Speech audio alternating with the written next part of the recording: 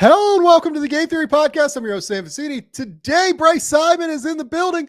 Bryce and I are going to dive deep into a number of different NBA topics. We're going to start with the Oklahoma City Thunder. The Oklahoma City Thunder are one of the best teams in the NBA, and we're wondering whether or not they can actually win the title this season, way ahead of schedule from what everybody is expecting. They played an incredible game last night against the Boston Celtics that I want to talk to you about in detail, because maybe I don't know if it's the best played basketball game I've seen all year, but some of the ways that they got creative offensively against one another, some of the matchup stuff specifically that both those teams tried to exploit, I thought was awesome. And I thought it was so fun to watch.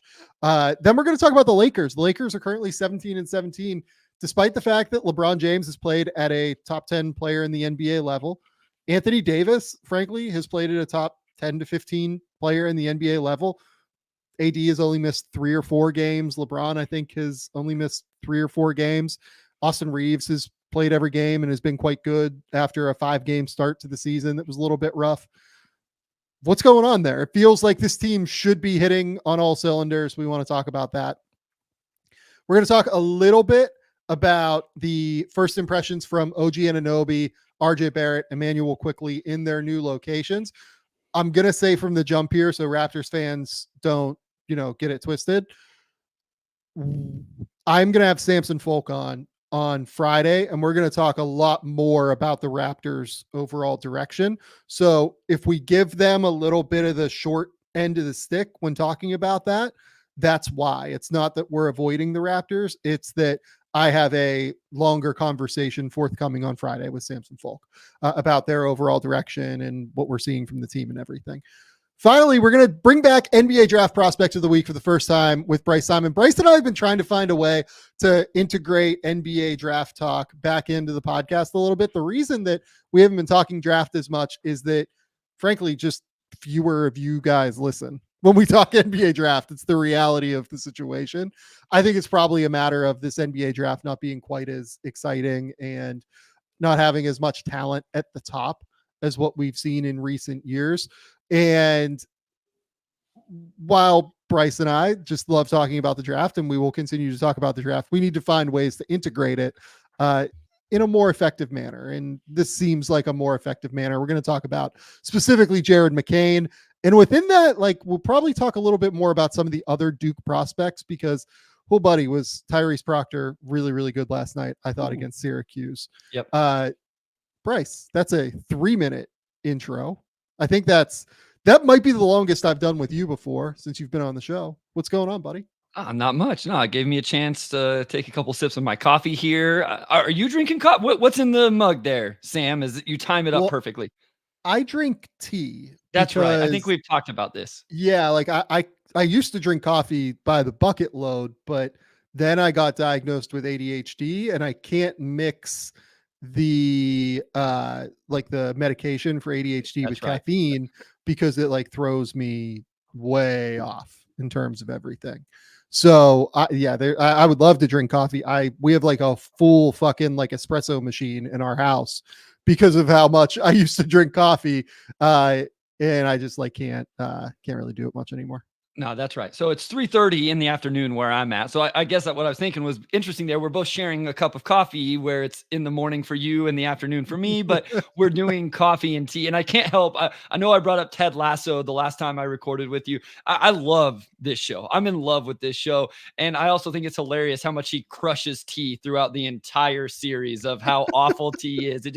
The only time I drink tea is when I'm sick, is the old remedy that my mom would make me, warm tea with honey or whatever if I had a, sore throat and stuff like that. But in general, not much of a tea drinker. So I'm with Ted Lasso on that one. Have very much become a coffee drinker. And that didn't start till COVID. For whatever reason, I started drinking coffee during COVID and now I'm very much addicted. So, but no, I'm good. I'm excited to talk NBA. This Thunder conversation is going to be a blast. I watched that game this morning and it was I was blown away. SGA, I just found myself going, who is better than SGA right now in the NBA? Why is SGA not the MVP? Why do I not believe in him to carry a team to a championship? Why can Jalen Williams not be the number 2 on that team? Why can Chet not be the defensive anchor and the number 3? All of the things we're going to dive into. Yeah. I just watch and I'm just asking myself, why don't I believe all of these things? Because he's giving me every reason that I should. So, yeah, let's give like a brief little intro on the Thunder and where they sit at this point. They're 23-9. They're second in the West right now. They have won, I believe, their last 5 games. Five or six, 5 games. Within that stretch, they've beaten the Timberwolves by 23. They've beaten the Nuggets by 26, and then they beat Boston by 4 last night, with Knicks and Nets wins interspersed in between all of those games. They also recently beat the Clippers on December 21st by about 20 points, and that was a game where Kawhi Leonard did not play. Worth noting that as well. And then they beat the Grizzlies prior to that on December 18th. That was a pre-Ja Morant game. However, they also beat the Denver Nuggets in Denver on December 16th. And that was a game where the Nuggets had their entire complement of starters outside of Kentavious Caldwell-Pope.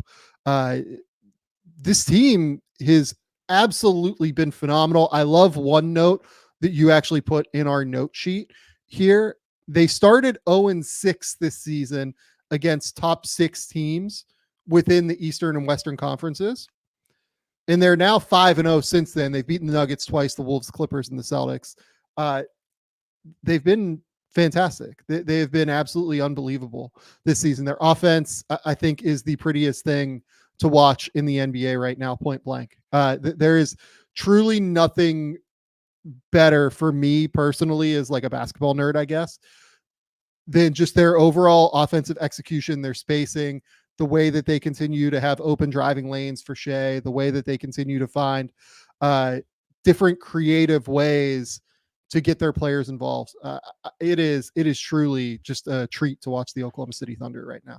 Yeah, I'm glad you brought up the note I made in there. That's the current top 6 teams in each conference. And I just kind of stumbled across that, to be honest with you, Sam. I was like, okay, if we're talking about this team winning a championship, how have they looked against the best teams in each conference? And I started going through and I was like, I need to add some specific context around it. And I decided on that one. And I was like, oh man, this isn't very good. This isn't very good. This stat's not going to go over well.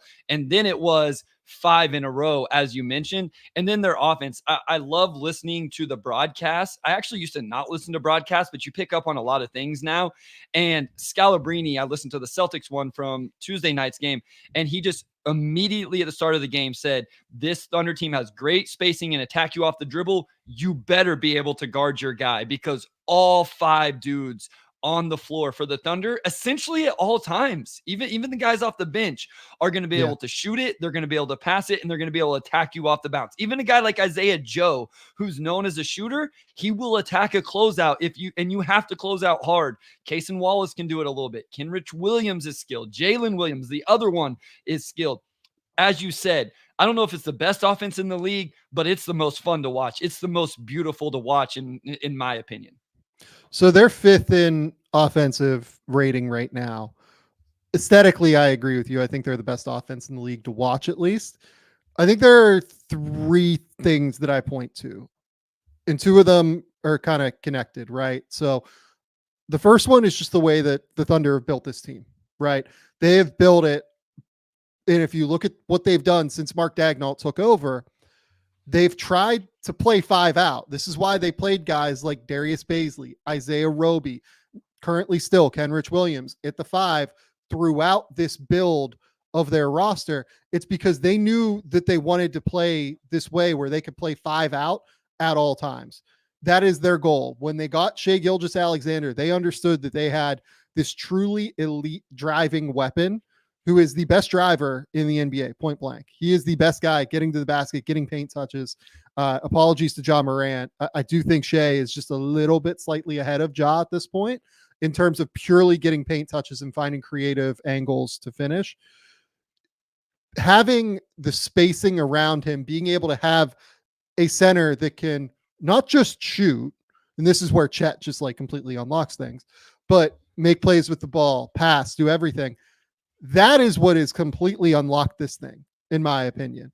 And that's why Chet is a guy that like genuinely I think should be in all-star conversations at least. I don't know if he should make the team necessarily, but it's the way he has transformed everything that they do on both offense and defense. Offensively, yeah, like when they had guys like Darius Baisley, Kenrich Williams, whoever at the 5, you had to guard those guys, but you could kind of chill out a little bit more. Like it wasn't as important. With Chet, he's like a genuine threat as a perimeter player who can break down guys off the bounce, who can attack closeouts, who can knock down threes, who can really hurt you as a passer and playmaker. I really, really think that has unlocked their offense in an unbelievable way. Lou Dort's improvement as a shooter, obviously, as well. He's still shooting, I think, like 42% from 3 this year. I'll pull up the numbers while we're talking. Lou Dort's at 41% from 3 still this year on like 5 attempts per game. Chet's a 40% 3-point shooter, but we knew that. Jalen Williams hitting 43% from 3. Like these dudes just absolutely can fire from 3. And then, oh, by the way, none of those guys are the best shooter on the team because Isaiah Joe's going to come off the bench and he's going to flame throw from distance. And he is just I think he's one of the most valuable bench players in the league, truly. Like his numbers will not say it. He's averaging 9 points, 2 rebounds, 1 assist per game. The way that they weaponize him as a shooter is so fun because what they do is they play Shea like through the whole first quarter, obviously. And then at some point they'll bring in like some of the bench guys and then they'll take Shea out and then they'll bring in like Chet and Jalen to run the show a little bit. They'll run sets where like they're spaced out really well. They'll have like a guy in the corner, Isaiah Joe, like kind of at one of the blocks, and then like 2 guys on the weak side. And then they'll have Shea knowing that he can just get by anybody that they want. They won't even like run an action with Isaiah Joe. They'll have Shea just like dribble at Isaiah Joe and have Isaiah Joe lift. And it's just like, well, okay, our option here is either we use Isaiah's man to help on the drive because again, Shea can just get by anybody, or we don't do that. And it's just a wide open Shea layup basically, because that's what happens. So it's the way that they operate. I think that they are so smart. I'll talk a little bit more about like Mark Daigneault and some of the other things that I think he's done really, really well, but that's a whole lot on their offense. And we didn't even get to the best part of it. I kind of started with 3 things. The craziest part of watching them is their transition offense. They are, in my opinion, the best transition offense in the NBA. But Bryce, I'll stop and let you go here. No, I think this speaks to how much fun this team is you just get on a roll and you want to continue to talk and then you talk yourself into another thing. Cause I wanted to bring up the Isaiah Joe stuff as well, because I just love how creative Daigneault is with him, because he'll run some like ghost things with him and Shea too. And you can't switch it because you probably have one of your worst defenders on Joe because they have Jalen Williams on the floor and other guys on the floor. So you put that guy on Joe because he's quote unquote just a shooter. So you can't switch those actions with him and Shea. So you have to, if you don't hedge and Shea gets downhill, like it's just really impressive. The numbers back up everything you said.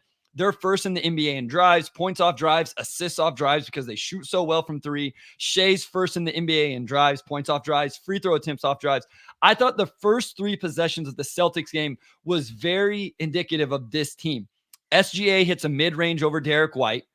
Jalen Williams gets Derek White on him and goes strong, long, explosive drives to the rim and finishes. And then Chet gets the switch with Derek White on him and hits a mid-range fadeaway. This is not slight at Derek White. I think Derek White is incredible, is one of, hands down, the best guard defenders in the league. My point is, the Thunder are able to take their top 3 guys, all different type of players, and they were all able to go score on one of the best perimeter defenders in the league. When you have that, along with the shooting, Dort, Giddey have their own strengths here and there. Like, it's so tough to guard them. They're really, really hard to guard. And I want to get back to the transition point because I think it's critical. All 5 of their guys can start the transition break every single time. Josh Giddey, like people will, say whatever about Josh Giddey and, until we know more about his off-court situation. I don't really want to dive into it. I would like to know just way more about what's going on there. But he's been better recently. He was really good in the third quarter last night against Boston. I thought he was rough in the first half, to be honest. He missed like a couple of bunnies. He missed a couple of threes. And then the Celtics, one of the things they did was they put Kristaps Porzingis on him to start the game. And every time that Kristaps and Giddey were out there, Kristaps was just guarding Giddey and staying in the paint. And that's something that teams have done a lot of to Oklahoma City recently. I think Houston with Şengün was the first team I saw do it, maybe about a month ago. And it took some adjusting for Oklahoma City to figure out how to handle that. Giddey over the course of his last few games has been quite good in general. I think he had like 23 last night, something like that. But why he helps them, and people will talk a lot about, whether or not Giddey is a long-term fit for this roster. And I think those questions are valid, to be completely frank. He needs to be able to really shoot it, and he needs to be better defensively, in my opinion. But why he's helpful to them is that they want to run every time. And he is a great rebounder that loves to run and make decisions on the fly and go. Like, having that guy that can do that is valuable at the end of the day, within what the construct of their offense is. So I think that like having Giddey in their starting lineup is intriguing, at least. Whether or not that's the best long-term fit, we'll see. It could be Kaysen, could be Isaiah Joe. Maybe you bring Giddey as the sixth man and you go that way. I don't know what they'll do long-term. Maybe they move him. Who knows? But he's valuable for them right now on the court. Is he the fifth best starter on the team? Yeah, probably. Is he? Do I think he's been like a little bit less effective than Isaiah Joe? Honestly, like I kind of do this year, but he helps them in a real way. Their transition attack is just ruthless. Shea's ability to get downhill and stay downhill. Giddey's ability to make decisions on the fly. Jalen Williams is a freight train. That dude is 6'6" with a 7'2" wingspan, and like all sorts of power. And then on top of it, you throw in Chet, who is 7'1" and can grab and go on the break and create that way. It's just laughable. Like they just put so much pressure on you. They're constantly pressing you. They are constantly making you engage. That, I think, is what makes them so interesting. And this is where we can shift into the playoff conversation, because I think Boston did some things last night that, showcased some of the issues with Oklahoma City. But why I think they've had relative success this season against Denver is that they really just press the issue and put you into a lot of difficult situations, and they continue to relentlessly do that. Teams like Minnesota, teams like Denver, those like half court execution teams, right?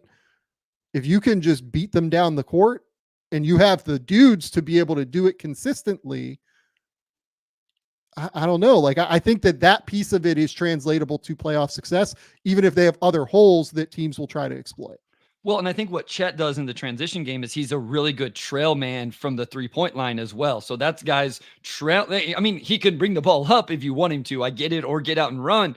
But when he trails, that puts Rudy Gobert, Nikola Jokic, Kristaps Porzingis, all these different guys. And I know Porzingis wasn't even trying to get matched up with him. Like you said earlier, he was trying to guard Giddey, but whoever's matched up with him, usually a bigger guy that's going to try to protect the rim or whatever it is. Like, you take that guy away from the rim, Sam, is what I'm trying to get at, because you have to respect that from Chet. He is a good shooter. I was impressed with some of the attempts and the things he did, not like sprinting off screens, but it's not always just stand still, catch and shoot. He's able to move into these, get himself on balance. And then again, you can shot fake, attack a closeout, pass if he needs to. So it's one of those teams that seems very well constructed in that way. As we've talked about, like, these guys play off of each other really well. And just in general, I think they had a vision, as you said at the top, about a 5-out offense, and then they've acquired the players to do it. I also want to ask you about their defense a little bit, because I immediately at the start of that game go, man, they really have everything they need to match up with this Celtics team. They have, Williams to guard. They have Dort to guard. Giddey's bigger. And I'm like, even if they played against a bigger team, Jalen Williams is a stout dude. So I don't know that they run into a lot of trouble against like quote unquote 2 big teams. And then Chet is so good defensively as well. Jalen Williams had a defensive possession in that game against Boston where I swear to God, I think he guarded 6 guys.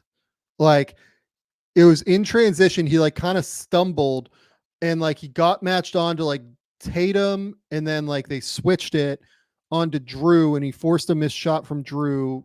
Oklahoma City gave up the rebound and that's again something we're leading to. Yep. Goes back out to Drew, runs an action, switches it again, and then like pass goes around the horn. They kind of stumble, and then Williams like flies out in like a scramble rotation out to like contest. And I was like blown away. I was like, holy shit, this guy is every single place.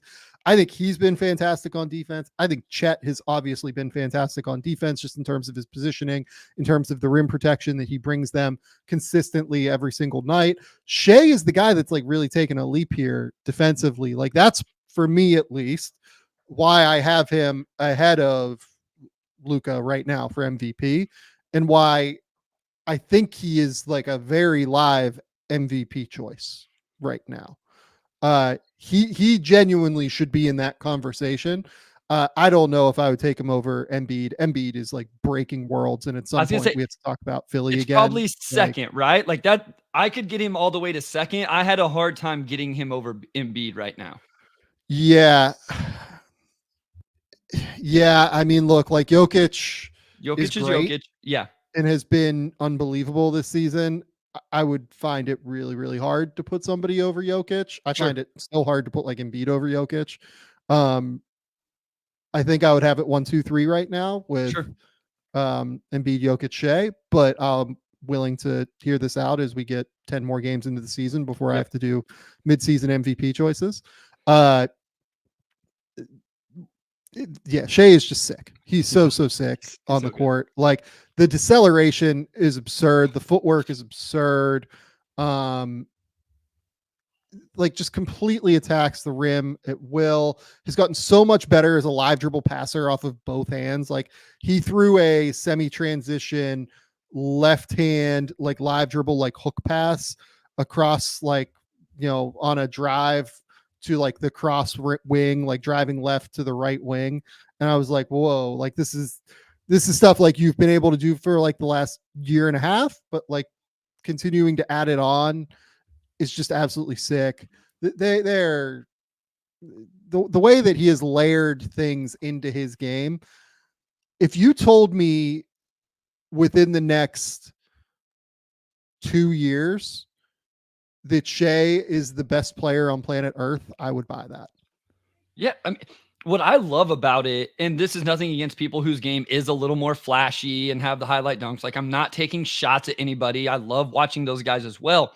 But you don't see that from Shea, right? Like he doesn't end up on Sports Center with just crazy poster dunks. He doesn't shoot a ton of threes, but he's just so smooth. It's so much fun to watch. The start, stop, the deceleration, as you mentioned. And then he has all the little nuance. He has good footwork. The first play of that game, I think he gave the little chicken wing to get into his mid-post pull up over Derek White. His mid-post game in general is insane. Like just throw it to him in the mid-post, and the mid-post isolation is so good. Again, that is the best defensive backcourt in the NBA, and he still went crazy. He also has the single hand scoop finishes around the rim. He makes it look so easy. It's really enjoyable to watch. Like you said, he passes the ball well. Also, and the defense has come around. Like I still think at times he plays a little bit for the steal as opposed to just being solid. I think that's a fair nitpick of his game if we want to like get into it, but he's obviously finding ways to be impactful on that end of the floor as well. Yeah, and T in the YouTube comments brings up, why not now be the best player in the world? What doesn't he have now? Why in 2 years? I mean, the problem is just that Nikola Jokic exists. And like it's Nikola so Jokic is healthy and alive and playing NBA basketball right now. Yeah, like if you told me that like Shea goes into a series against Jokic and beats him, That's like very plausible to me. Agreed. And at that point, I'm good with like I'm very into a conversation like from that moment on about Shea as like the best player in the world. Until we get there, I think we have to say Jokic. But if you told me in 6 months that they win the title, again, I'm good with that conversation. Like I really would be at that point. Shea, to me, like people will bring up like Anthony Edwards as the heir apparent to Michael Jordan, possibly because like their facial structure is like somewhat similar. I think it's more Shea. Like when I watch Shea, I'm like, this dude just lives in the paint. Obviously, it's like stylistically different. He's not as explosive vertically as what Jordan was, and there are a number of different things that are different. But like ability to live in the paint, the sick, disgusting mid-range game, like all of it. He is the one that like reminds me most of like the Kobe Jordan archetype around the league right now. And I'm not saying he's going to be Jordan. I'm not saying that like he's going to be the best player, second best player, whatever you want to call Jordan to ever play the game.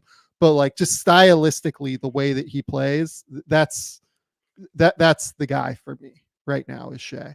The last thing here is we need to talk about the weaknesses before we move into like, can they actually do this? The weakness for me is just like size and rebounding. I mean, my goodness, they really struggle on the glass. That's been a factor kind of all year. They're 17th in, or no, they are they're not 17th. Hold on. They are 29th in defensive rebounding rate and 28th in offensive rebounding rate. They just don't play very big. When Chet's on the court, I think they're fine. When you have all of like Chet and Giddey and Shea and J-Dub and like everybody on the court, like you make it work because they're just all so big and so long. When you take Chet off, it really kind of falls apart on that end in terms of the rebounding. Like Kenrich Williams was like a historic rebounder at TCU. He was unbelievably good. And he fights and he is like, I love Kenrich Williams as a basketball player, but he's just small. Like he just is. And they, I think, especially to go into a 7-game series against Denver, somebody like that, they need somebody with some real size. I think like that to me, like forget like the superstar move, forget any of that shit. Like just go make a trade for like a real center with size who can go rebound. And if you do that I think is why, looking at the team in your background right now, the Detroit Pistons, that is why I think earlier this season we heard the rumor about like Oklahoma City, having interest in Isaiah Stewart if he was to come available. So Stewart makes some sense in terms of like he doesn't attack off the bounce as well as any of these guys. He wouldn't fit that mold, but I think he is shooting just under 40% on like 3.5 a game. Like that part of his game has come around, and he is a guy that playing at the 5 and he can protect the rim a little bit. He's switchable a little bit. He'll rebound the ball. So he does make sense. I'm glad you brought this up because I'm also out on a big move. I think I brought up Larry Markkinen the other day, knowing like I know you immediately said Lowry's not on the mark. I've completely like I don't think they should go try to get anything else. You got to find out what these guys, because these 3 may be your 3 best players on a championship team, and I want to find that out this year and see what they can do. And even if they don't do it, that doesn't mean they aren't the 3 guys, but there's a real chance they are maybe as soon as this year. So I think it's, what's the tertiary moves? Do you need another wing off the bench, or do you need a big? I think what you have to be careful of, you can't just go get a 7-1 guy who protects the rim and rebounds, Sam, because then that completely takes away everything else you do offensively. Correct. I think you have to make sure that it's a guy that fits this vision. And there's Presti's so smart, they won't make this mistake. Just as we're hashing this out, the comments, everybody listening, I don't think you can pinpoint anybody that can't dribble, pass, shoot. And so that's why, like, even a guy like Isaiah Stewart, I don't know that he fits great because the dribble and pass thing hasn't really come around offensively for him right now. Honestly, I hadn't really thought of this until now. A name that makes a lot of sense for them is Kelly Olynyk. Yes. Oh, yeah. That's perfect. Like, I've been kind of thinking of like a counterweight to Chet almost more than anything. But Kelly Olynyk fits like everything that they do in terms of dribble, pass, shoot, has like size, can grab and go on the break. That's actually like really probably the name that makes like all of the sense in the world for them. And they have the like Davis Bertans deal to do like an expiring in one of these first, like if they moved, so they have like the 24th overall pick currently this year. They have the Clippers pick right now. If they move that pick for Kelly Olynyk and like Bertans, like that makes all the sense in the world to me. Yeah, he doesn't add like a ton defensively, but Kelly O is a really good player. What do you think about, before we move on, and if you have some other names, I understand. I was going through it today and I'm like, what about another wing? Like, what if, and I know we're playing hypothetical here, what if Giddey does really struggle? What if Dort hits a really cold stretch? This will be, and the Giddey thing is going to be real in the playoffs. Like I'm not saying it's going to work. I'm not saying it's not going to work. Teams are going to really let him go and force him to shoot and prove that he can shoot.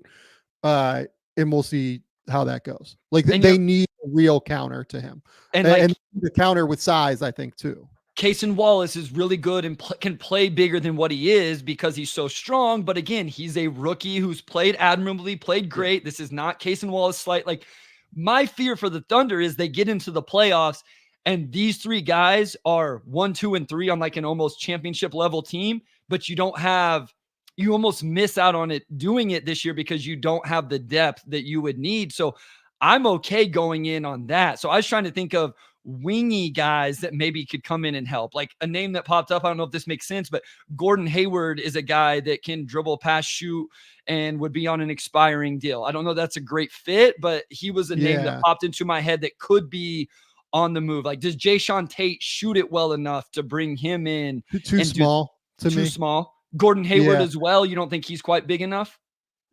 Gordon's a little bit bigger. Like Gordon's like 6'7", 6'8", something like that.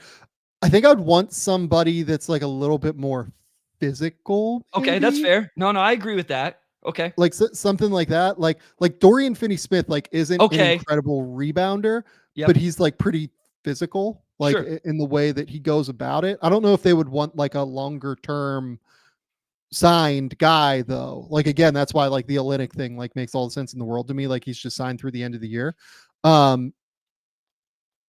Like a bigger wing, like Brooklyn has a lot of these guys. So like someone said Hayward, the money, that was something that popped into my head right away as well. Cause you don't want to give up any real rotational guys to do this. So yeah, shout out Callum Barber for that.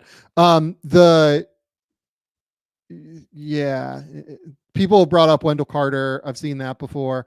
The other interesting thing with the Nets is like, so Nick Claxton is a free agent at the end of the year. And like Jacques Vaughn just like came out and said that like, you know, they're going to play like the guys who bring like physicality and like rebounding and shit like this. And like Day'Ron Sharpe has like probably done that a little bit more. Day'Ron Sharpe's been good this year. I'm not trying to say this is right, but I'm just saying like Day'Ron has been really good this year. Like what if you took a flyer on like Nick Claxton and like you gave up like a first thinking that like Brooklyn just isn't going to retain Nick and like you're just like giving up a first to do it. And that's like have him that's an expiring. Like I'm not familiar up to date. Yeah, he's expiring. Yeah, he's a free agent at the end of the year. Yeah, Reed Williams brings up reports Mikal Bridges is not on the table, but what if you offer Case and Giddey and just like crazy picks? I mean, if they got Mikal Bridges, like that's the absolute like perfect fit for everything that they do. It's the perfect fit for like he fits them so strongly across the board. But I think that the first point of that is the critical part. I have not heard anything that makes me believe that Mikal Bridges is like genuinely available at this point. To me, though, it's a smaller deal. It's not a bigger deal. I agree. Like, I think that's a really interesting idea. And I think you're right. I still have just talked myself into, I don't want to bring in another number 2 or potential number 3 guy. I think I really want to see, is Shea a top 3 dude in the NBA in the playoffs? Can Jalen Williams do in the playoffs what he does in every one of these games, which is be the guy when SGA sits and be awesome defensively? Can Chet do all of those things? And they may not do it this year because they're all so young, but can you see that, okay, they're definitely on this path? I think it would almost be a mistake not to get those answers. Like I think I want to know those answers. And so I would just try to make sure I have the things around the edges to give them the best possible scenario and situation to show that. Okay, final question here. This is the question that's in the title. Can Oklahoma City win the title in 2024? I mean, the answer is yes, but it still goes against, I think my guy YouTube user said it earlier, it goes against my philosophy. And my philosophy is probably BS. Like, nobody should subscribe to it, but it just seems like this isn't what happens. It doesn't seem like a team this young that hasn't got there into the playoffs, felt the heartbreak, felt the loss, learn from it, grow from it, and then come back the next year. That just seems like the natural, progression of how these things work. Does that mean it's the end all be all and they can't? Sure. It just seems like that's what it usually is. So my counter to that argument would be that this team is competitive as shit. Shea actually has like playoff experience. Sure. Yeah, like J-Dub, Giddey, Chet, those guys don't yet. But the key guy there, like he's got like some juice and like he's got like real experience there. They have a top, 3 player in the league, in my opinion, right now. They have another all-star or all-star quality, whatever you want to call Chet. I think that like they will need J-Dub to take another small step forward, not a big one, just like a consistency step as much as anything. Cause like his flashes are as good as you will see league wide, really, from like younger wings. I think they need to go out and make a move for another bigger body that can handle the rebounding issue and that can match up with Jokic, frankly, in more half court centric battles. But if they do that, I think that they can win the title. Yes. I think that's where I'm at. They have the pieces to win the title. I mean, look, here's the other thing about the playoffs. And like, we can talk about like, FIBA basketball and what it means and all that shit. But like, when I watched Shea this summer at the World Cup, I was like, that dude is ready to do this in the biggest stage. There was nothing about him that made me think that he is not ready to be that guy. So the experience thing, like I get it. That team, we've talked about it before. I went back because I was trying to find something else and listen to something we talked about when we did the first Rookies podcast about Chet and Kaysen. These dudes are competitive as fuck. Like it's who they are. It's how they battle. It's how they scratch and claw. Like these dudes are tough. They're competitive. They're physical. Like they want to play that way. They play a playoff style of basketball, I think already. Yeah, I think that they can. I think they can win it. Do I think like I would have them as my favorite? I would still have Denver ahead of them if I'm being honest. Again, I just trust Joker until proven otherwise. Again, I think Milwaukee is like coming on strong. I think Boston was fantastic last night and is like in the mix. I think Minnesota has a shot for sure. Like you can point to all of these separate teams, right? But if I had to make a top 5 right now, Oklahoma City would be in the top 5. I think that's, and listen, I believe in Shea, I think just as much as you. And again, I don't want this to come off as slight, but it's like, is Jalen Williams going to be this good in the playoffs? Is Chet in his first year playing in the NBA going to be able to do what he's doing right now in the regular season in the playoffs? What are Lou Dort and Josh Giddey going to be in the playoffs? And if they're not, are Isaiah Joe and Kaysen Wallace the answer to them not being able to do it? So every team has questions, right? We've done this with every single title contender. I think this is the ultimate sign of respect to them, Sam, that we're critiquing them in the same way that we have the Boston Celtics, the Milwaukee Bucks, the Denver Nuggets, everybody else. I think that speaks to how good they are. And it comes down to matchups as well, right? Like we're talking about size. What if they match up with the Timberwolves and the Wolves just crush them on the boards for the entire? Now there's other matchups, right, that go in the Thunder's favor. And then they're going to outrun them in transition, right? Exactly. Like that'd be a great series. Like I'm all for it. I don't know what Yes. would happen there. Yeah. It'd be fantastic. But Yes, it would. yeah, I think I'm in a really I'm in a place where I think they can win the Sure. title this year. And it's just with small moves, not bigger moves. And Agreed. look, you again, you know this. This is what I've been talking about on the show for a while. I think they have like the 3 stars that they need. I thought the Giddey was like going to take a step this year, and that hasn't happened. But I think they have the core that they need, like in a big way, to win the title. Okay, let's take one quick break, and we will be back. And I want to talk about something that got dropped in the comments a little bit ago.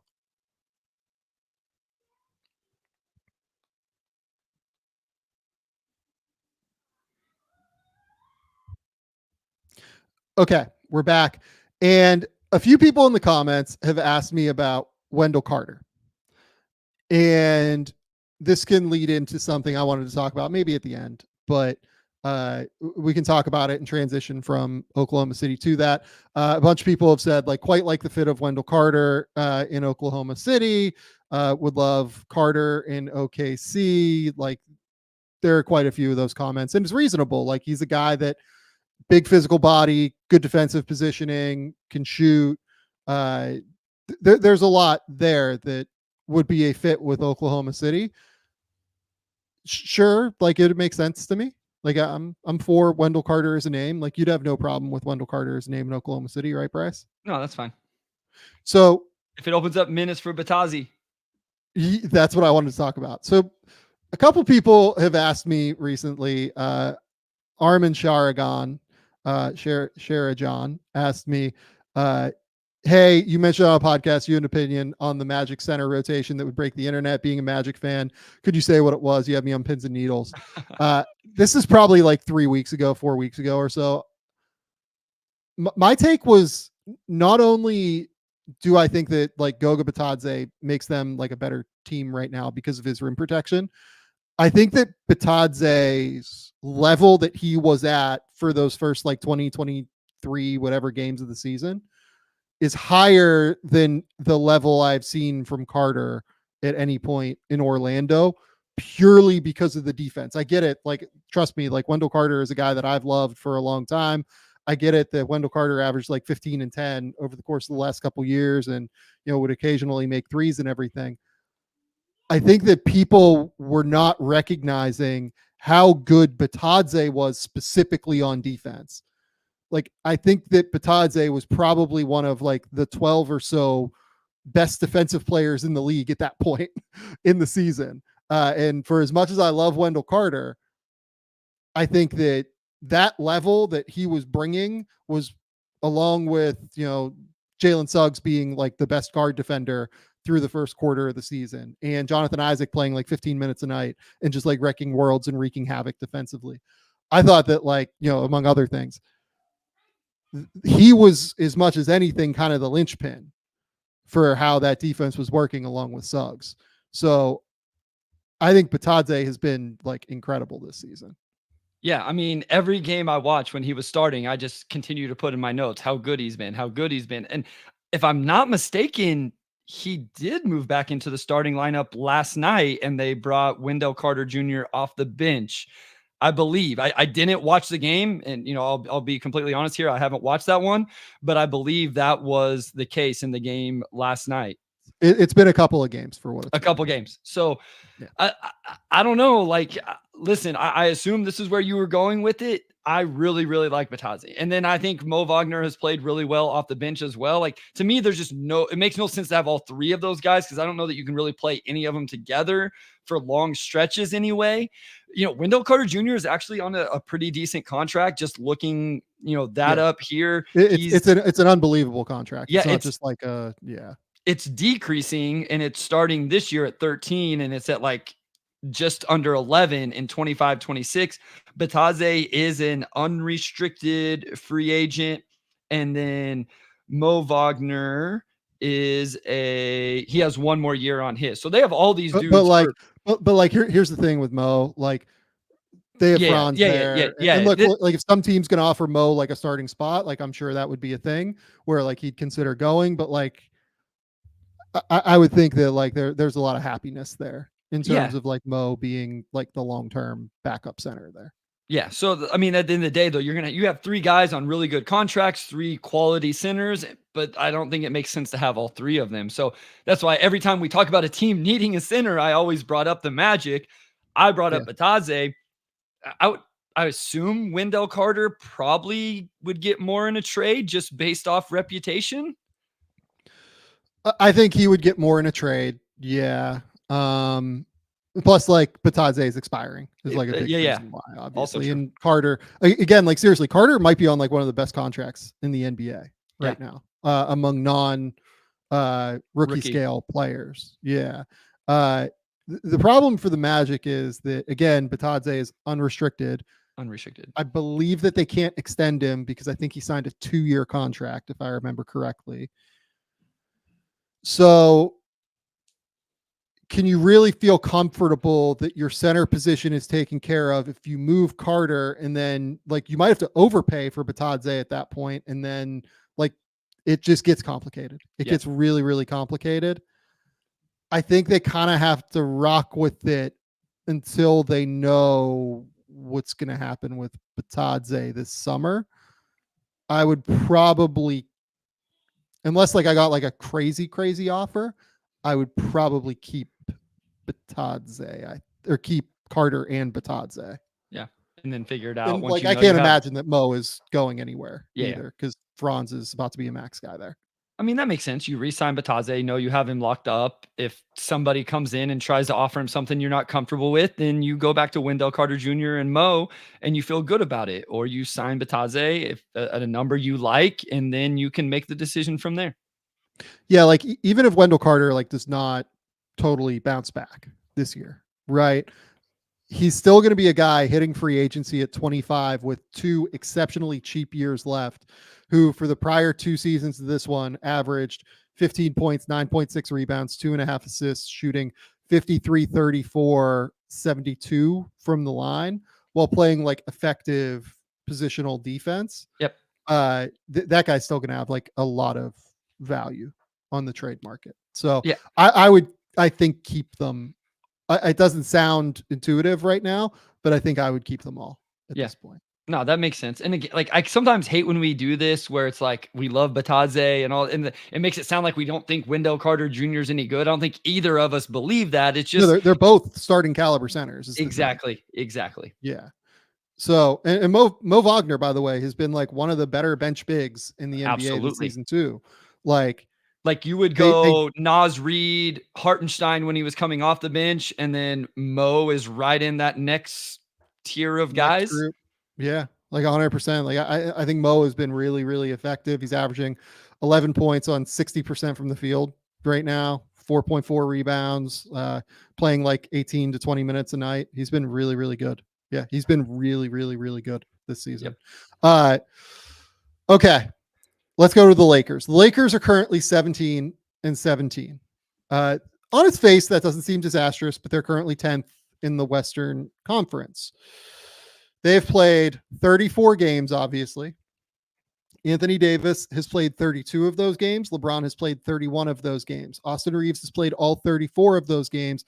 D'Angelo Russell has only missed 2 games. So the guys that were expected to be the top, 4 rotation guys this year all have very, very rarely, let's say, missed time, right? And they're still sitting here at 17-17. If you would have told me that in the preseason, if you would have told me that LeBron plays all but 3 games in the first third of the season, AD plays all but 2 games in the first third of the season, I would have said this team is 22-12, probably something like that. But they're not. And they are really, really struggling to get anything going on offense. It feels like every single damn time I watch them, but they've lost 7 of 9 games. They actually got it to 15-10 at one point, and now they've lost 7 of 9. And over that time, they are both in the bottom 10 in offense and in defense as well. And like the schedule wasn't easy, don't get me wrong. But I'm surprised that the Lakers are having this many issues, I guess, with how healthy they've been so far. What are your thoughts on the Lakers? No, I mean, I think that's, LeBron, as you said, has played 31 games and is playing extremely well. He is so good. I don't think we can understate that. He's shooting 50, 40, 75, 7.5 rebounds, 7.5 assists. AD is awesome. He's really, really good defensively, like dominates at times on that end of the floor, almost 3 blocks a game. I think Taurean Prince, like, you're getting about as much as you could expect from a guy like Taurean Prince right now at 10 points a game, over 40% from 3. I don't know. The starting lineup thing is really weird to me right now with what they've done there. I don't know if that was like LeBron wants to be the point guard, which, I mean, he kind of does anyway, but you could still have somebody like Austin Reeves in that lineup, even if Braun does handle the ball, because Reeves can play off the ball and shoot it.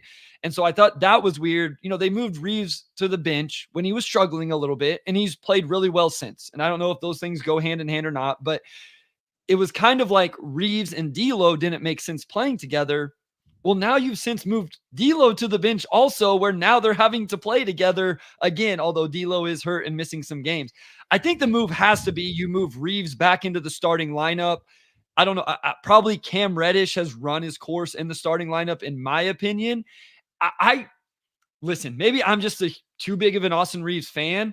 I think you just have to let him do what you let him do in the playoffs. He's clearly their best guard. I'm sorry to like the D'Angelo Russell supporters that are very strong in Legion, but Reeves is their best guard. Like, he moves the ball more consistently. He is a very, very real knockdown shooter. His driving ability, he's able to put pressure on the rim, I think, a little bit better than D'Angelo Russell is at this point. He's just kind of a better player. And I don't even think D'Lo has been that bad on offense this season, to be clear. He's been fine, but like, Austin Reeves is their best guard. Like, when I watch them, I'm just like, this is like very, very obvious. And the problem is, I'm glad that you brought that up. I think there is like overlap in the style, kind of, that Reeves and Russell prefer to play. They're both like kind of combo guardy. They're very different players, but there's like real overlap that like neither of them are point guards really. Austin can sort of run the show. D'Angelo can sort of run the show, but D'Angelo's always been way better as like an off-ball scorer who like doesn't have to worry about, getting everybody involved and making sure that things are running smoothly. Like, we saw that, that's what I brought up in the trade with the Timberwolves last year.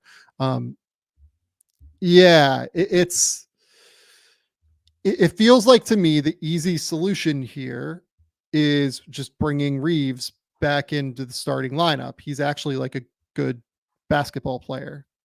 Hot take. Good basketball players, playing them more minutes is good. And he's playing minutes, like, don't get me wrong, but like, starting a lineup, which was in their game against the Pelicans, of LeBron,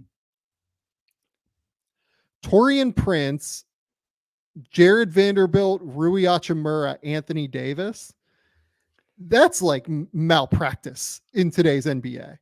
Like, that's like Monty Williams Pistons level, like, spacing malpractice. How are the Pistons catching astray on this episode? The losing streak is over. The Pistons talk is done for months.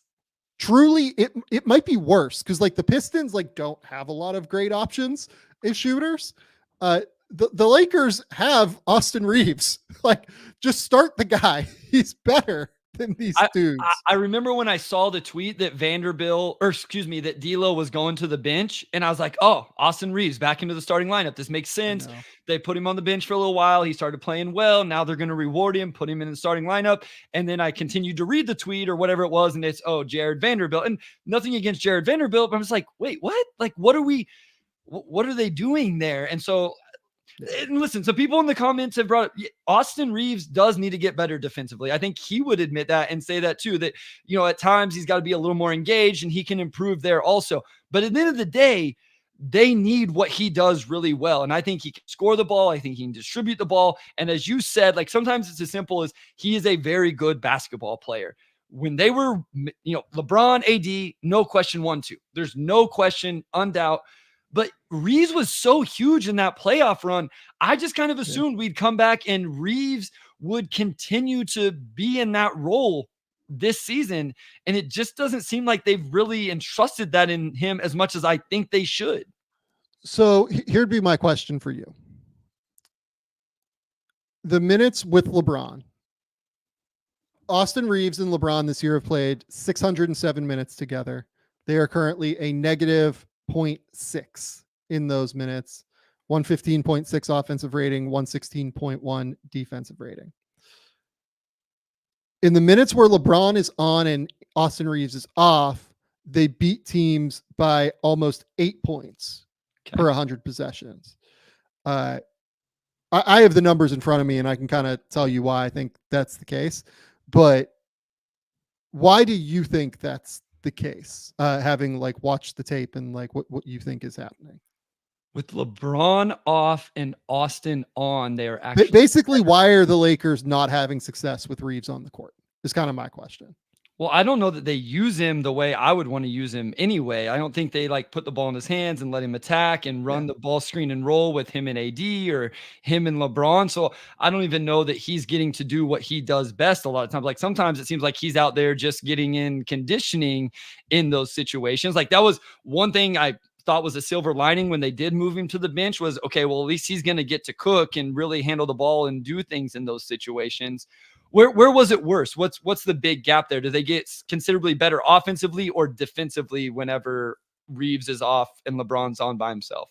Yeah, it's both defense and offense. Interesting. It's better, but like AD and LeBron with Austin Reeves are minus 3.1. Interesting. AD and LeBron without Reeves are plus 9.8. Wow. And look, these are like smaller samples, like what's going on here. Like these are all like weird things. I just kind of ask you like what we think is happening here to make that a thing. You know what I mean? Yeah. No, I don't know that I have anything that stands out. If you just told me it was a defensive thing, as I said earlier, I do think Reeves has, and I think the last couple of games he has grown with it and he's shown a little bit more intensity on that end of the floor. And I think he'll continue to do that. But that would have been what I pinpointed. But it sounds like offensively, it's not as good as what I would give it credit for, which is interesting. Yeah. So I think a big reason. So the reason that I bring this up, in some respect is just like general shooting variance seems to be hitting them. When Austin, AD, and LeBron are on together, the Lakers are shooting 32.6% from three. When AD and LeBron are on together without Austin, they are shooting 39.8% from three. And like, there's not really a reason for that. Like you would actually think it's the opposite because like Austin is like driving and kicking and he's a great shooter himself.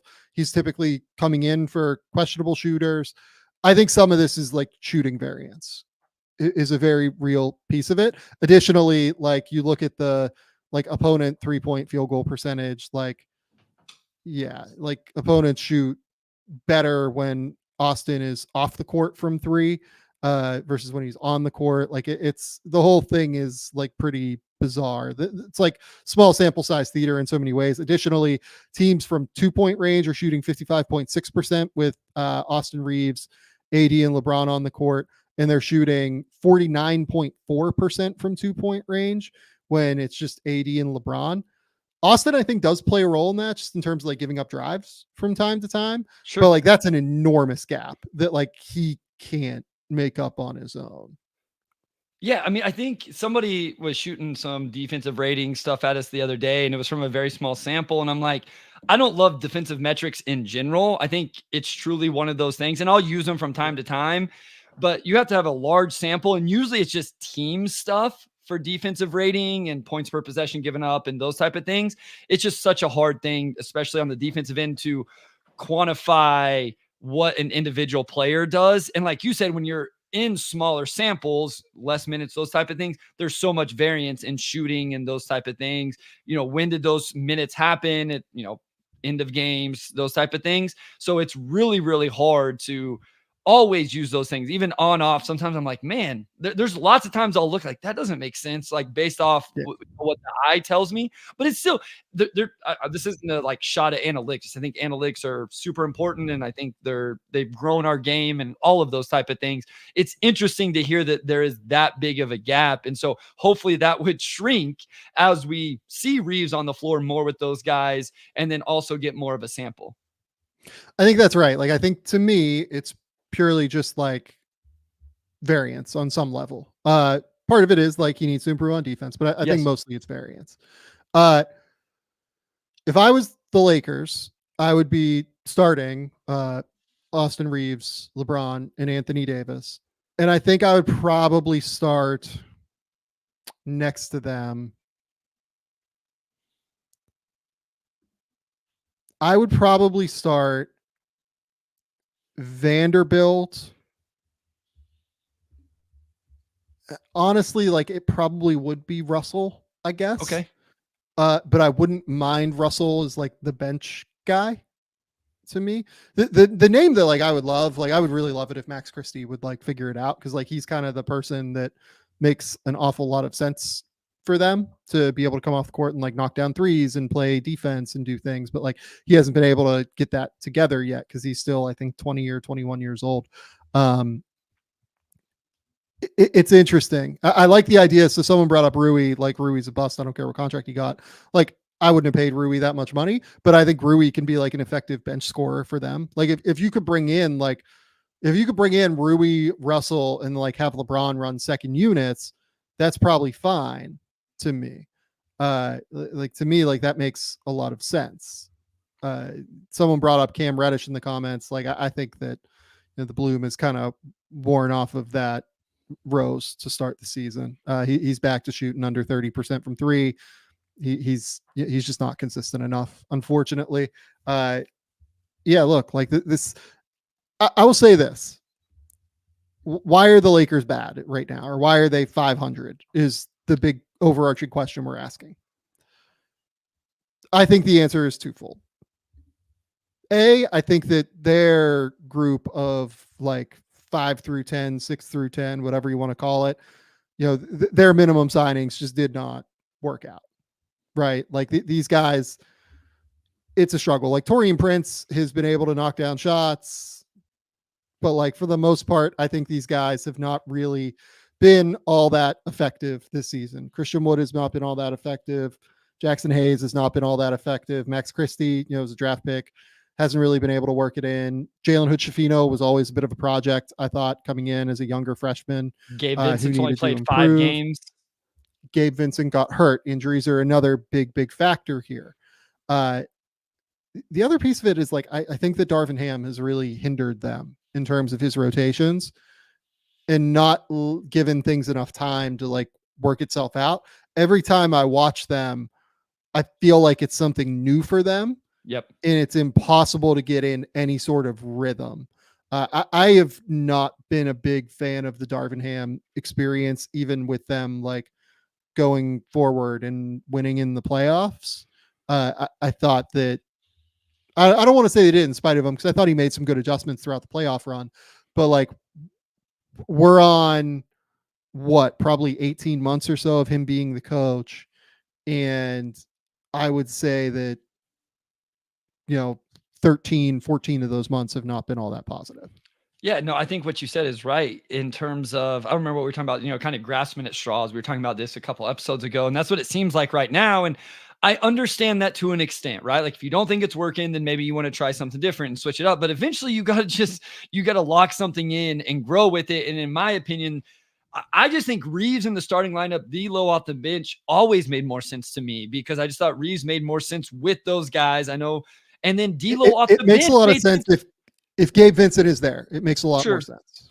But even D'Lo off the bench, like let him be the guy that just goes in and cook. Like off the bench in a second unit, he can be a little bit more of the player I think he wants to be, where Austin just fits in as a really good player around LeBron and AD. And so I thought that made sense. But yeah, in general, the roster is still flawed based on all the things you said. Some of these guys weren't as good as they thought. They didn't really hit on any of the, the low hang, not low hanging fruit, but the minimum Cam guys. Reddish, the minimum guys. Yeah. The Cam Reddishes, the Christian Woods, those guys. Like, I'm still a Colin Castleton guy. I still would love to see him get a chance at some point. I thought maybe he would get, in the mix and get a chance, but I'd give him a shot over like the Christian Wood, Jackson Hayes at this point for sure. Yeah, and so that's what I'm like, but they haven't hit on any of those. None of those guys. Like, Torian's probably the best just because he's shooting 40% from 3 right now. So you mix and match the lineups, and then none of those guys has hit. Like, now it's okay, what can you do? I think this falls into the front office's hands just in terms of you got to do something to improve the roster, because it really does not, like, as much as I believe in Austin Reeves, I don't know that those 3 together with a little bit of Rui playing okay, those type of things is going to get it done. I think they have to go make a move and bolster this thing somehow. I think they have to make a move as well. The name that has always made the most sense for me is DeRozan. I think that he makes more sense just with their salary structure than Zach LaVine. Like, if they could get like DeRozan and Caruso and just give up like all of the young players and like interesting assets that they have, that's probably the one that lines up best is DeRozan and Caruso. But I don't think the Bulls are going to move Caruso.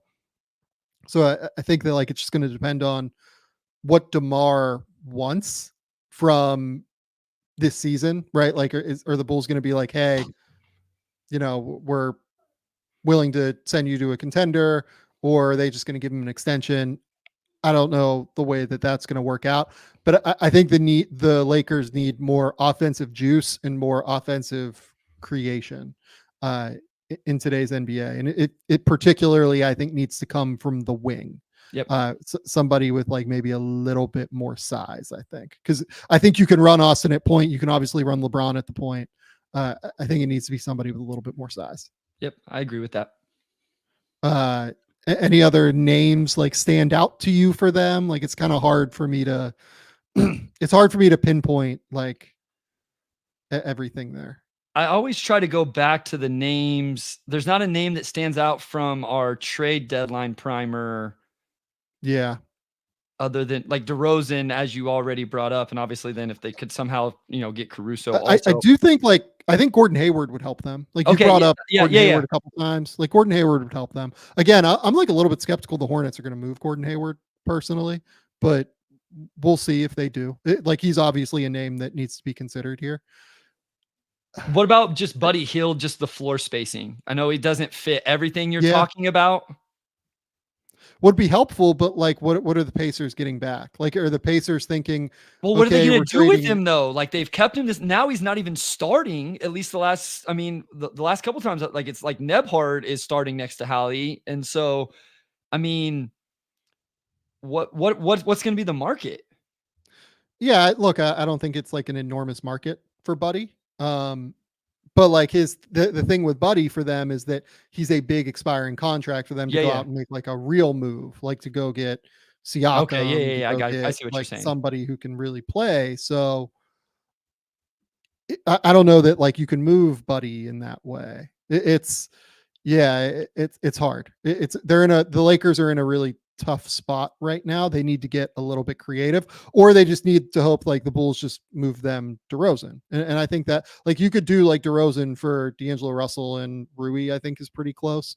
And that's a December 15th or later move, if I remember correctly, because I think that both of those guys are ineligible to be traded because they re-signed deals after being traded in the off season. So I think it's January 15th until either of them can be moved. Someone brought up DeJounte Murray from Atlanta. Honestly, like, not the guy I would go for, but an interesting fit. That's better next to Reeves than some of the other conversations we've had around DeJounte, right? Because we talked about DeJounte next to Trey and next to Brunson doesn't make as much sense because you want to keep the ball in those guys' hands. Austin is a guy who, you want to let him have the ball in his hands at times, but can obviously play off of DeJounte, and DeJounte is really good defensively. Like, so it helps out in that regard as well. I will say the defense for DeJounte this year has been not as impactful. Not as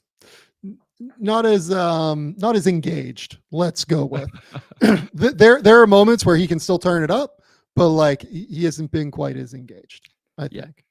But yeah, someone brought up CJ McCollum. Like I really like CJ McCollum. I don't know if New Orleans would need to do that, but I like CJ I a don't lot. think I don't think New Orleans is going to move CJ.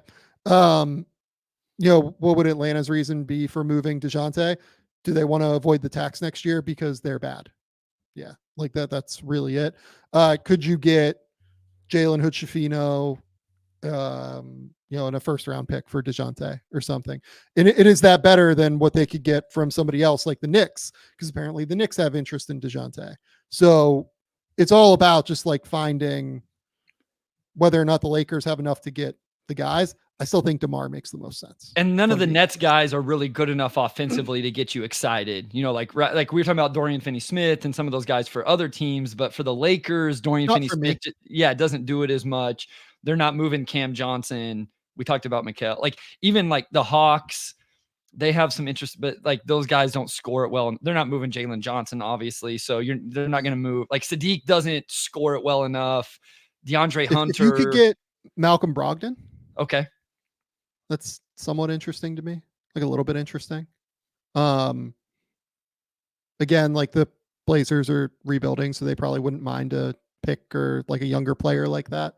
It's an interesting name, at least.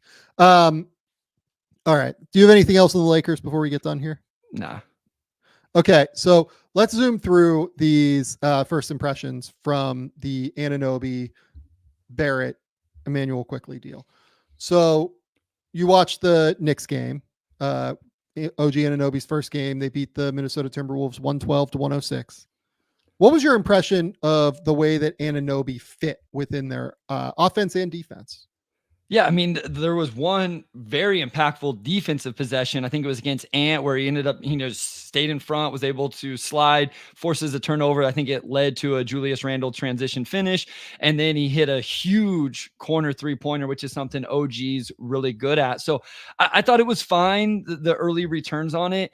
I found myself with some questions in terms of the overall rotation with the Knicks now without IQ. Like, where does the offense come off the bench? Who's the backup point guard for the team? I have my answer for that. I don't think it's the popular one because nobody else seems to talk about the guy when they talk about the trade, but I'm at least going to mention it before we completely move on from this. But I also think what I liked about this with OG is I watched this and I said, they still have all the assets to make another move, and they still do, I think, need to make another move to be like a true title contender. But I thought it looked okay.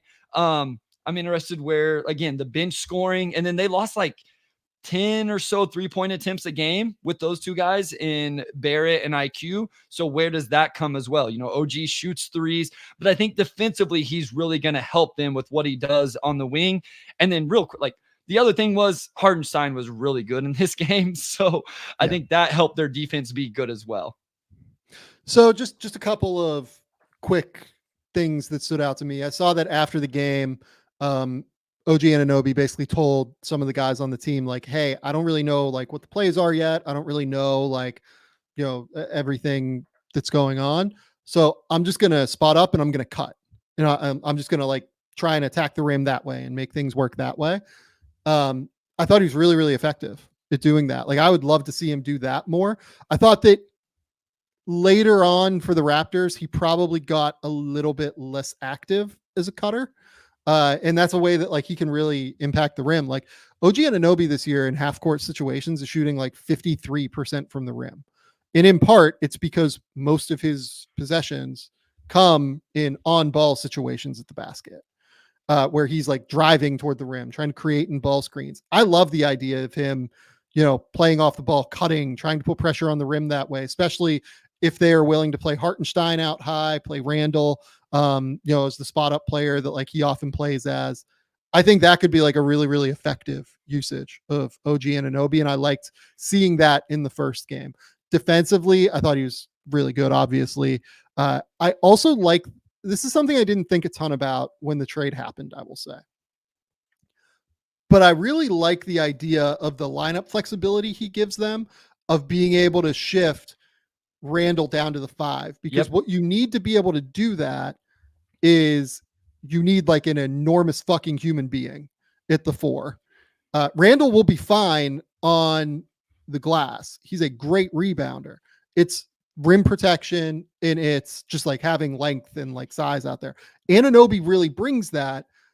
And I wonder if that could really unlock a lot of things. They actually have like a really, really flexible way in the front court now that they didn't previously have to attack opposing teams, because like when it was RJ, when it was Josh Hart, guys moving down to the 4, they just weren't all that big. And like Josh Hart's a phenomenal, unbelievable guard rebounder, and he helps control things that way.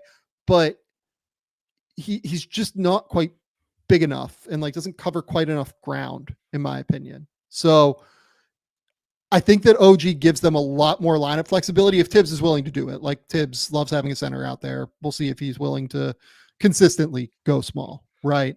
Not consistently, but like semi-regularly go small, right?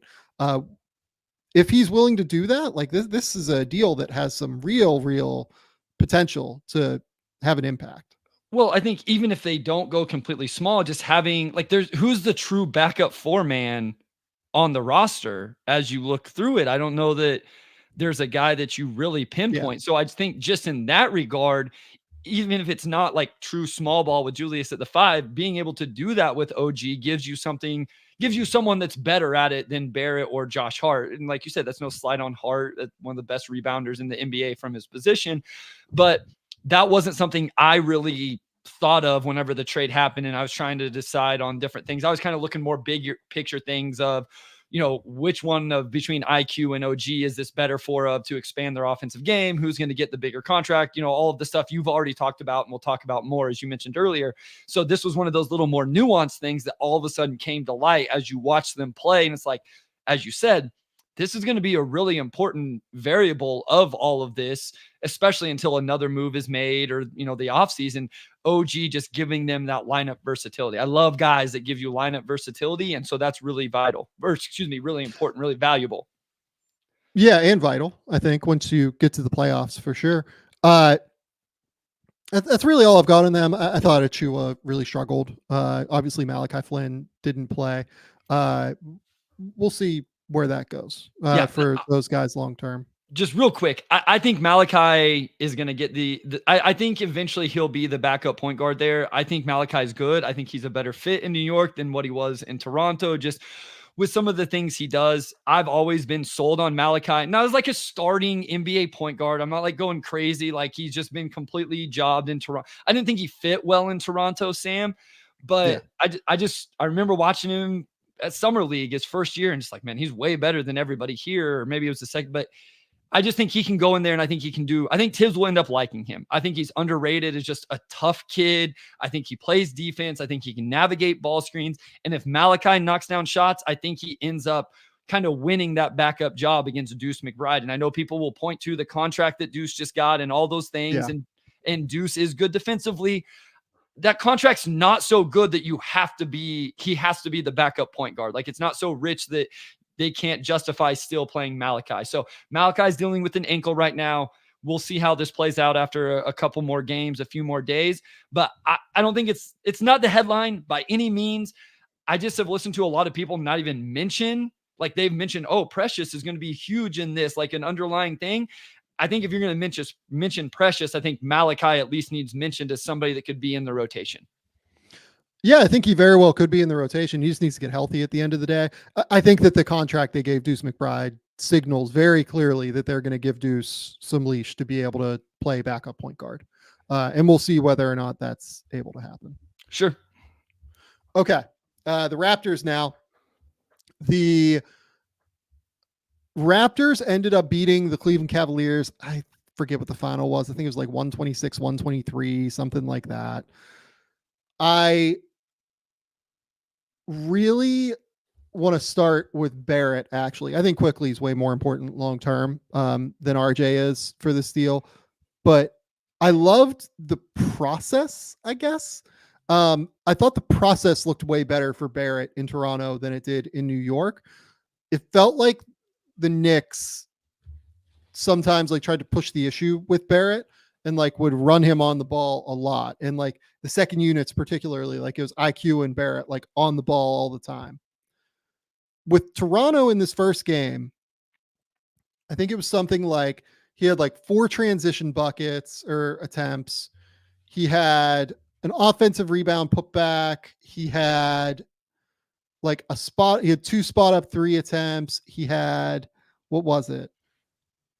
He had like 1 cut maybe. Like it was just a lot more like process oriented, having him play as an off ball wing, get him moving a little bit, let him be like a downhill force.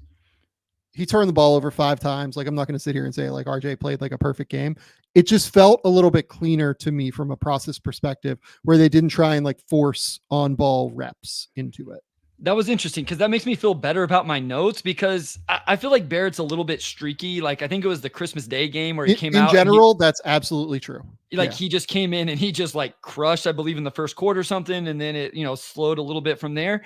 And so I kind of had that in my notes, like, okay, this works because he's next to Scotty Barnes and Pascal Siakam. And then he can just kind of do those things when he needs to off of those guys. And then the more I thought about it, I was like, but he had Brunson and Julius Randle to do that off of in New York. So why wasn't the same thing? So you talking about it in that light makes it make a little more sense why it just seemed to look better as I was watching the game. He did have a couple pretty bad mistakes late in the game, but yeah, I mean, I'm interested to see how this plays out around those guys. And so, what I like about their lineup is they still have plenty of length, with Barrett, Barnes, and Siakam on the wing.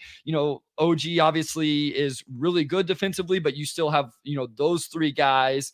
Not that Randall's in that category defensively, but he has gotten better of just that length, rangy wings that you can use matching up with all those different, all the good wings around the league. Yeah, and the other piece of it is I think Quickley is also a really, really good help defender. He always has been in New York.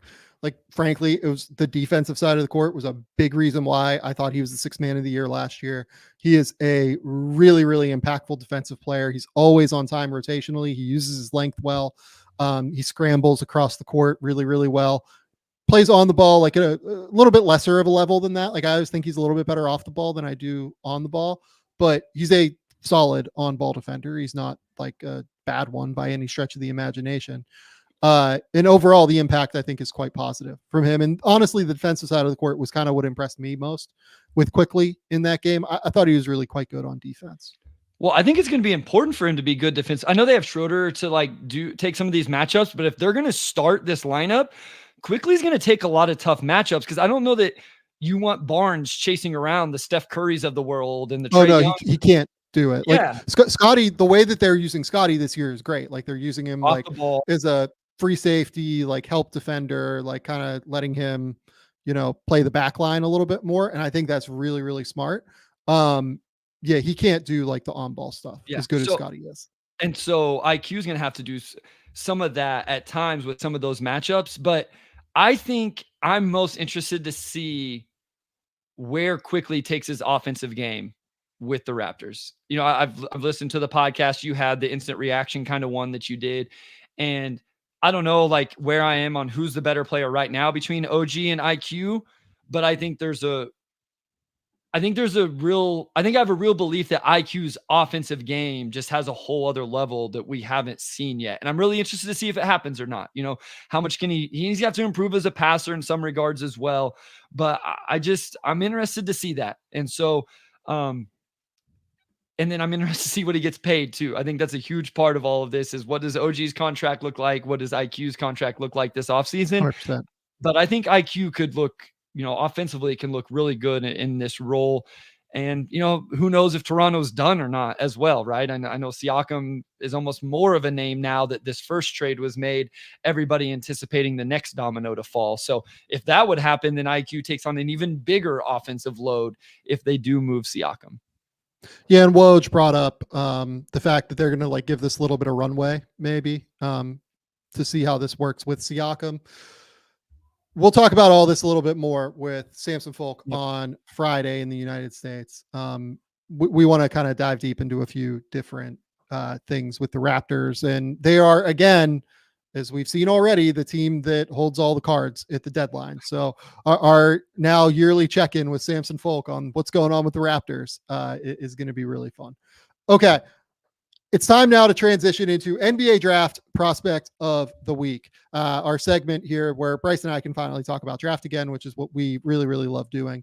And today we're going to talk about Jared McCain is our NBA Draft Prospect of the Week, a 6'3" ish, 6'2.5", something like that, guard for Duke who plays off the ball and is a really, really fun offensive mind as much as anything, and an unbelievable shooter. And we'll talk about that, I think, above all in this conversation, but we'll probably also touch on some of the other Duke prospects like Kyle Filipowski, like Tyrese Proctor, maybe some Caleb Foster, et cetera, et cetera. I'll give you the floor, Bryce. What are your thoughts on Jared McCain? Yeah, I mean, you asked me about McCain, like, hey, do you want to talk about him? And I'm like, yeah. And you asked me just a little bit, like, the jumper is so good. It's so compact. There's guys you just watch him shoot and you're like, I'm buying it. I buy the jumper. I buy the way it looks.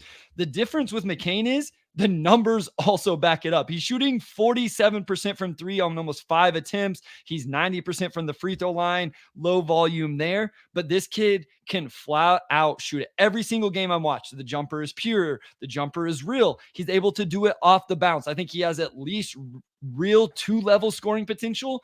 At some point, I assume we'll talk about how well he finishes at the rim. In the game on Tuesday night against Syracuse, I thought he got into the lane. I thought he got to the rim, but you saw some struggles with the actual finishing. But I buy him, even at his size, being able to rise up, stop, and then again, just this compact, in a phone booth, mid-range jumper. And he has this like subtle off-ball relocation. He can shoot the no-dip catch and shoot, all of those different things. So when we talk about prospects, a lot of times you want to start with what is their superpower? What is the elite skill they have? The nice thing with Jared McCain is you don't have to look very far to find that. Some guys, it's like, oh, well, they're really good at this. They're really good at that, but I don't know what their NBA ready skill is. Jared McCain, in my opinion, is an NBA ready off ball, 3-point shooter. Yeah. And it's the different ways that he can get there that is impressive to me personally. Like he will run off of movement and take a three, like off of an inbounds play. He did that once against Queens over the weekend, if I remember correctly, is that game. I watched it last night. He drills just like a three in a spot up situation, out of a pass from Kyle Filipowski, underneath the basket. He will relocate. He'll take like a corner 3-point attempt in the right corner. Somebody closes out on him hard, left pound dribble, gets into it perfectly. It's the shot versatility, something that like JJ Redick talks about pretty regularly, something that like a lot of great shooters, I think Cam Johnson brought it up on JJ Redick's podcast over the summer. The ability to get into your shot from different footworks, from different angles, taking passes from different places on the court, finding your rhythm when you don't have rhythm. I think that McCain is an expert at finding his rhythm when he might not necessarily always have rhythm as a shooter, just immediately from catching and shooting, right? I'm glad you brought up the no dip threes. I think that's a big thing.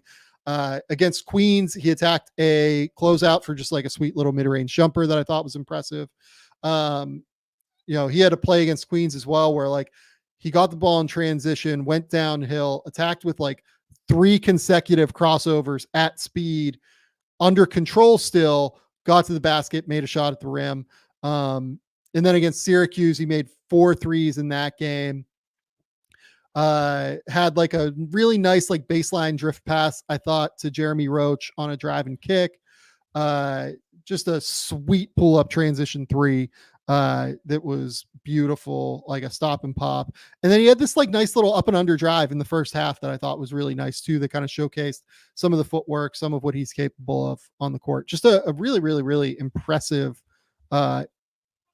offensive package of skills for Jared McCain. And the thing that I want to bring up with him specifically that I really like, in addition to the shooting, I think he's an expert at understanding offensive space, both for himself and for his teammates. I think he really understands, okay, if my teammates are here, I'm going to be most dangerous if I'm here.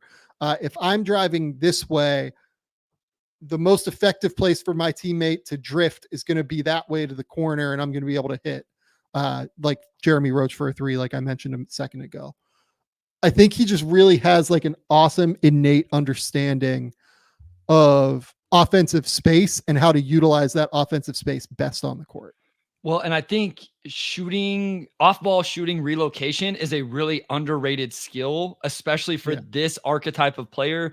As I watch these guys more in depth and some of the other stuff I do, it's just one of those things that I think this type of player has to be elite at that. And it's not always, Sam, for them to get the shot. It keeps good spacing within the offense. And so like, it's not just for shooters to be able to get the shot themselves. It's also just to keep that great floor spacing, ball moving, all of those different type of things for their offense overall. Well, and this was the Bryce Simon at American University role too.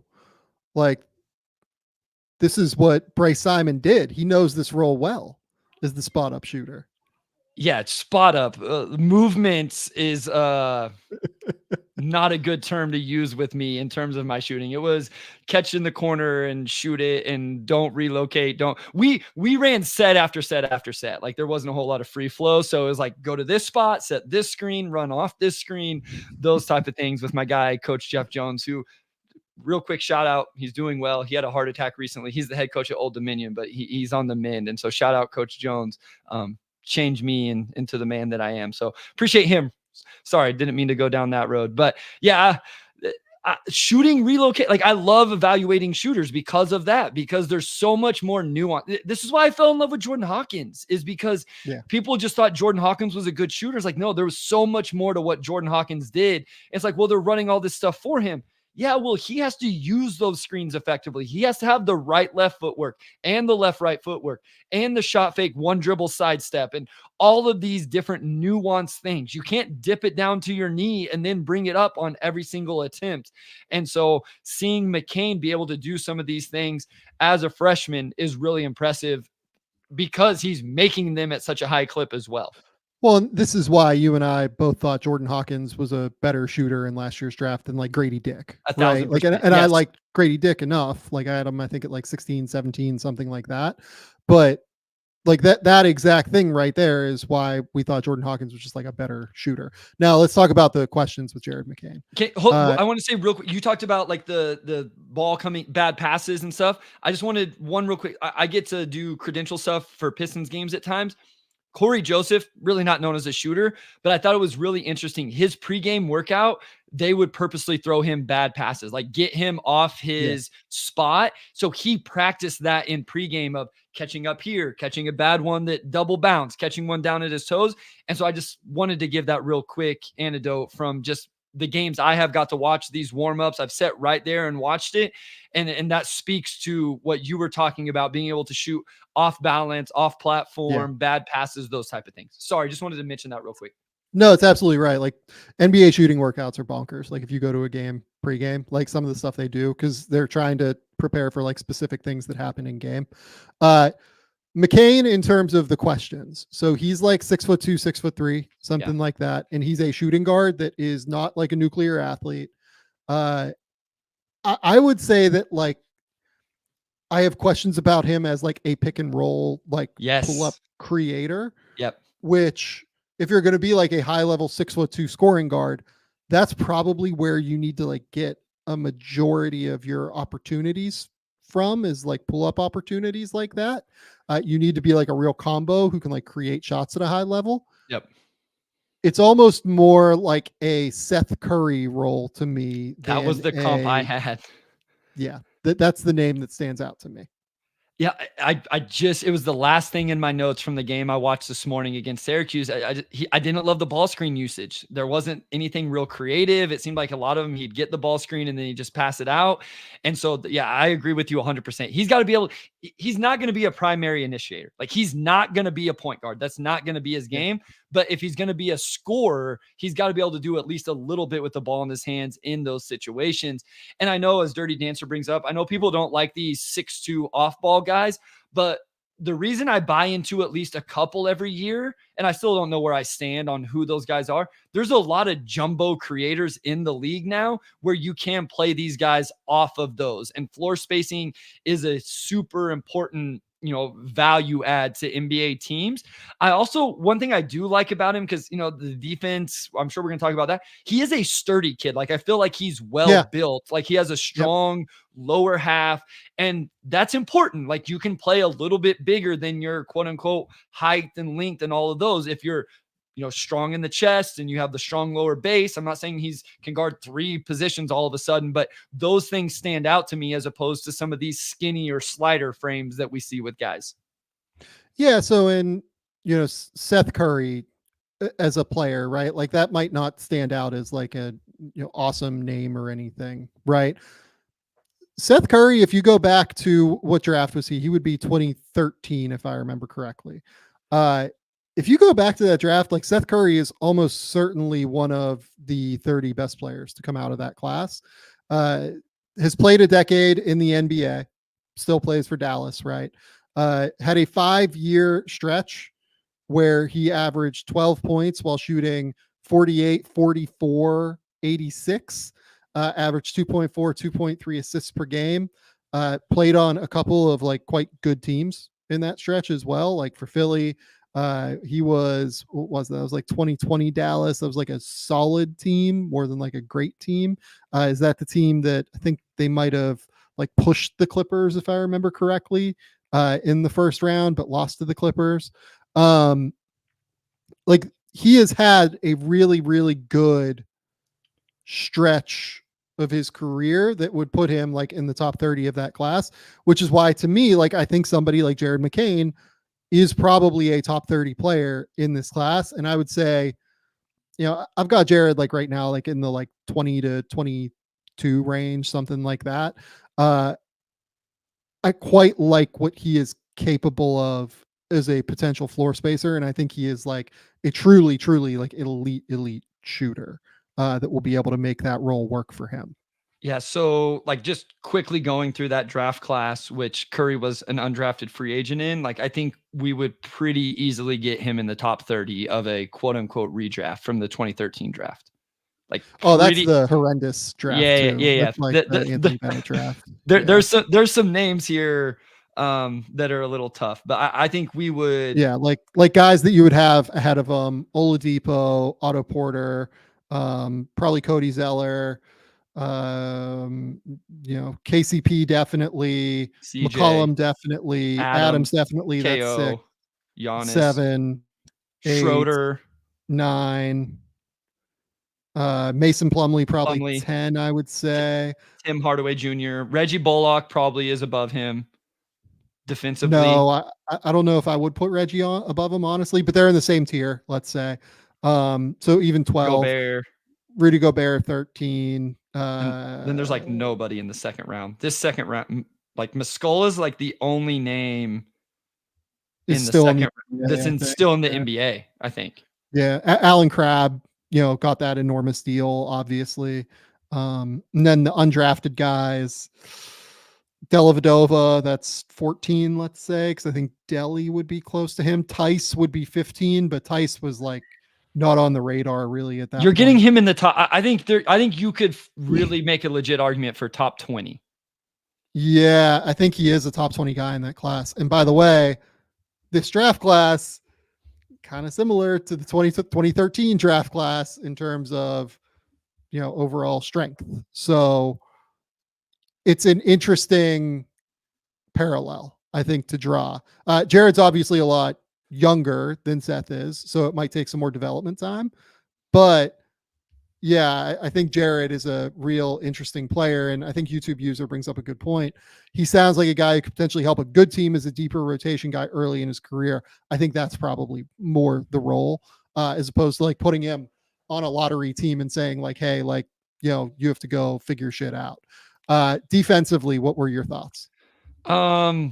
Yeah, he's small. I think in the early game, I thought he was scrappy and disruptive. He does average over 3 defensive rebounds. I thought he was in the right position. I don't know that there was anything that stood out to me where he's going to be like crazy impactful, I guess is the way I would put it. And at 6'2", if you're not crazy impactful with steals or disruption or like Kaysen Wallace, like this isn't even a fair comparison because Kaysen was ridiculous, but Kaysen was smaller, but Kaysen was holding up in isolations and being disruptive and getting steals and all of these things. And that made him really enticing as a defensive player. McCain's not doing any of those things that I've seen as much. He does average a little over a steal a game, but because of that, with his size, he probably ends up being a net neutral would be best, in my opinion. If McCain can get to a net neutral defender in the NBA, I think that would be a huge win for him. Let's move on from McCain and just talk generally Duke. Okay. I loved Tyrese Proctor's game against Syracuse. Listen, I don't even care what the numbers are anymore. I just love his game. Like this is going to be a guy where I'm just going to stop looking at the percentages and those type of things. And he is back. He's at 36% from three. I just think he's really good at basketball. And I know you've been on the Proctor since this summer. I just watch him play. He's really good. I think Proctor's really good. Yeah. In this game, Proctor had like a sick, like strung together a couple of crossovers, like between the legs into like a nasty drive, like inside hand layup. He had like a nasty little like wrap around, like backhand off of a drive to Mark Mitchell that I thought was nasty. Yes. Had like a really good help strip defensively. I think he's always really impactful defensively, just with his length and engagement on that end. He had a couple of crossovers into like a pretty sick, what was it? It was like a right plant, like, left plant, like fade away turnaround jumper, like in the middle of the paint, going to his right. That was nasty. He hit Mitchell off of a ball screen with Mitchell like diving like from a 45. He drilled a catch and shoot three in transition. He had a pull up three out of a ball screen. Like he had like 14 points, a few assists. He was, this was like the vision of what Tyrese Proctor can be. Yeah. Basically. And he's the kind of the opposite, or like where I was kind of going with McCain when I was talking. I think Proctor's jumper looks really good, and he just doesn't make as many as what I think he should. Now, at a certain point, guys are what their numbers are. Like I can't just keep saying, oh, the jumper looks good, and if he doesn't make it, then like we have to go with the numbers. So I understand people who don't want to hear that. I just think I buy the shot. I think it looks good. And I'm interested to see what it does in ACC play. But yeah, Proctor, he was a guy I started to move down my board. Like, man, I'm not sure. And he's going to keep moving up. Like sometimes I just get bored here over Christmas break because I'm not teaching. And so I just play around with my board, quite a bit. But no, I really like Proctor. And Dirty Dancer brings up Kyle Filipowski's passing in the second half. I think in general, like that's the differentiator I've seen for Filipowski this year. He's been so much better as a passer when he gets doubles, when he gets like extra help. I think he has been just like so much better finding his open teammates. And that's been why like I continue to have him as like a pretty clear top 20 pick in this class. Like the passing ability is a real value add for him, I think. Yeah. I think it was a few games ago. I just finally put, I buy the passing, essentially was my notes on that. And I think he can pass. Yet another guy where I think the jumper is better than the numbers, but he's got, I wish he was shooting 36, 37, 38% from three. And I think he would be, a clear lottery guy, and maybe he still ends up being a lottery guy without it. But yeah, Filipowski's a guy I'm a fan of as well. I mean, it's why at times I have a hard time scouting or analyzing Duke, is they have all these different guys and you have to rewind every possession so many times to, okay, what did Flip do on that possession? What did Proctor do? Where was he off the ball? Why didn't this help come? Caleb Foster's on the floor too, Mark Mitchell, all of these different guys. So that's sometimes it's hard to watch them, especially if the other team has any guys as well, which Syracuse does. I'm always interested to watch Judah Mintz just because he's been a tough eval for me. Yeah. So on defense, what are your thoughts? Because I actually think Flip is like pretty underrated on defense. Like I think he moves his feet better than he gets credit for. I thought that was true last year, even with the hip injuries. the rim protection this year has been a little bit better, I think, but not wildly so. I think he just has great hands and he has better feet than he gets credit for. And like, he can do more out there defensively than people think. Honestly, like the comparison, we brought up Kelly Olynyk earlier. It's a lot of that. The thing is that like Kelly became like a really high level shooter and Flip is not that yet. If Flip can become like a really high level shooter, he'll play in the NBA for quite a long time, I think. Yeah, I mean, I don't mean to agree. I know people aren't going to like listening to us talk about NBA draft prospects if we agree on all of them. And, based on some of our conversations pre-show, whenever we really get into this, we're not going to. Like, I promise everybody, it's not going to be like this. But I don't have a whole lot to add based on what you said defensively. I don't think he's not elite. I don't even know that he's great, but I think he's better than what people will give him credit for. He's not making a living in the NBA based on his defense. He's another guy, if he can, as a big, if he can be above average, and then the offensive passing, the shooting, that type of stuff really comes around. But yeah, I think he moves his feet a little bit better. Some of the defensive, maybe he can give a little bit of variance with what he can do ball screen coverage wise. Maybe he can allow a team to play around with that a little bit. Yeah, someone brought up Mo Wagner. That's a good name.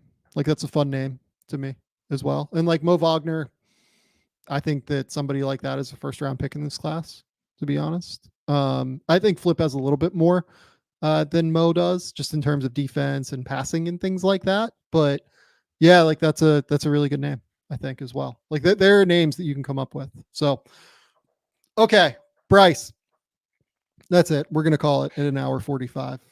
This went longer than I wanted it to because the Oklahoma City conversation went for probably 15 minutes longer than I wanted. Was its own episode, which they deserve. They absolutely deserve.